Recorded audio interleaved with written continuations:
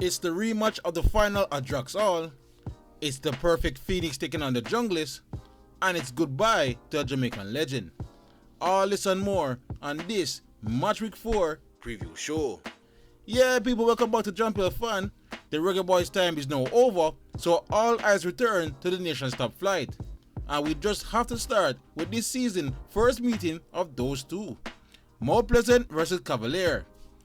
Thanks to the international duty, Mount Pleasant avoided playing a red-hot racing last week and got some early season rest. But Tapper Whitmore might have preferred to play the match since the Stoosh in the Bush are winless to start the season. They look slightly off the pace in their 1-1 draw against Molynes, and Tapper surely would have preferred more games to shake off the cobwebs. The good news, it seems everyone returned from national duty unscathed, with the only worry being Warner Brown, who is battling a knock. The same could be said for Cavalier ahead of their big clash, but they too need to find some consistent form, especially in front of goal. They created enough chances in their last match against Waterhouse, but with the likes of Stein misfiring at the moment, goals aren't really flowing in for the Duncan Destroyers. But at least the addition of Michael Forbes has helped solidify the defense, so look out for them to run the usual conservative plan against Mount Pleasant. As for any interesting head-to-head stats, well, the champs actually haven't beaten Mount Pleasant at Draxall since 2022. But I am still expecting this one to be a fun one when Mount Pleasant hosts Cavalier this Sunday at 3:30 PM. Spanish Town Police FC versus Portmore United. In the current razor for that big clash is a rather intriguing one between New Boys Police FC and Portmore United.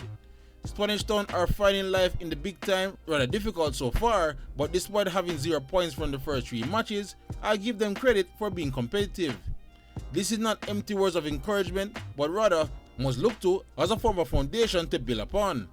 However, they definitely need more quality in the final third, which might be highlighted by this weekend's opponents. In Portmore's first 2 games, the defense was looking real good, just like last season's, but surprisingly, it fell to the wayside in their last match with the Maroons. That game was surprisingly open. It might be a result of head coach Rudolph Austin searching for more consistent goal scoring, and it actually got them 2 goals, but the usual stingy defense shipped 3 in Clarendon. So Portmore are still searching for that right balance, but I also believe a match like this against the league's new boys is the perfect scenario to let the attack express themselves. I personally can't wait to see what happens when Spanish Town Police FC takes on Portmore United 1 PM this Sunday. Phoenix Chapelton Maroons versus Arnett Gardens. There remains only one perfect team after 3 games, and that's Chapelton Maroons. And that's a stat that's surprising to everyone outside Clarendon. The Maroons have been one of the more exciting teams so far this season, scoring at least 2 goals in each of their matches played. The mixture of the Phoenix flair with the Maroon of last season's grit has proven to be a spectacular combination so far. Everyone is playing well, but special attention must be given to Brazilian attacker Marcos Rojas, who seemed to now have this league all figured out, and captain Andrew Vanzi, who has been leading from the front. They have also taken real advantage of returning to their home ground, Turner's Oval, as they look to make use of the ground's higher elevation. That elevation, I think this week's visitors, Arnett Gardens, should pay special attention to. We have seen Turner's Oval's last 2 visitors, Tivoli and Portmore, engage in an open back and forth before running out of gas in the end. Arnett is not only all guns blazing, but I think they will have to be smart in their approach against the current Maroons team. In fact, I would opt for starting Jeremy Nelson alongside Marlon Martin to give that midfield a little more steel and control. Regardless, we should expect fireworks when Phoenix Chapelton Maroons host Arnett Gardens this Sunday at 3 PM. Treasure Beach FC versus Racing United. The international break came at the worst possible time for Racing United. The Stallions stormed out of the blocks with the impressive wins versus Arnett and Waterhouse, and would have surely preferred to keep playing and keep the momentum going. Now, after skipping a match week, they would have to rev up the intensity again to start another hot streak. Head coach Anthony Patrick do have new signing Shivani Willis to throw into the mix if needs be, but I'm expecting an unchanged lineup in St. Elizabeth. As for their host Treasure Beach, their head coach Kemoy Rickich would be open for a much more complete performance on Sunday compared to what was displayed versus Molynes. He will especially be hoping his attackers are much more clinical in front of goal, as chances might be much harder to come by against this racing team. Also, it will be interesting to see how Rickett sets up his team to handle the physical and direct football Racing have been displaying so far this season. I, for one, is looking forward to this one when Treasure Beach FC hosts Racing United 3 p.m. this Sunday. Montego Bay United vs Tivoli Gardens. Bay had their first quote-unquote bad performance last week against Dunbeholden, but still won. You know the old cliche saying that states such wins are normally a sign of champions in the making, but it also represents Xavier Gilbert's team is not the finished product just yet. He will have starting centre-back Josiah Triminum available again after he missed the Dunbeholden match due to international duties, as well as arrested Matthew Wu Ling to return to the starting lineup in favour of Leonardo Rankin. But I expect them to be tested by this week's opponents Tivoli Gardens. They are finally off and running after their win against Police FC, but they are still incorporating new and returning players, so they aren't the finished product yet. But they do have an informed Anthony Nelson who will be key in any chance of Tivoli escaping Catherine Hall with a positive result. Goalkeeper Diego Horton will also be pivotal, as he needs to forget about his mistake against Police FC and instead look to mirror his man of the match performance against Portmore United. As for last season's head-to-head record, Bay has 4 victories out of 5 meetings last season, so Tivoli has the odds against them. Molynes United vs Dunbeholden. In my opinion, Dunbeholden had their best performance so far this season in that loss against Bay. They still look disjointed in midfield, but star striker Nicholas Nelson looks to be on a great run of form. The worry is more with his fellow new striker Stephen Arnett, who has been struggling to be involved to start the season. I still think he and Nelson can work well together, and I would like to see head coach Damian Gordon give the combination another shot this Monday night. As for their opponents Molynes United, it will be interesting to see if they're still reeling from that last-minute equalizer to Treasure Beach. Their performance in the game was far from perfect, but they didn't look too bad, especially going forward. And they even have attacking reinforcement, as the news broke on Thursday that they had signed 22-year-old former Nigerian under-20 striker Wisdom Ubani on a permanent deal for the remainder of the season. Ubani represented Nigeria 18 times at the U17 level, including the 2019 Under-17 World Cup. He will bring much needed firepower to the struggling Molynes attack.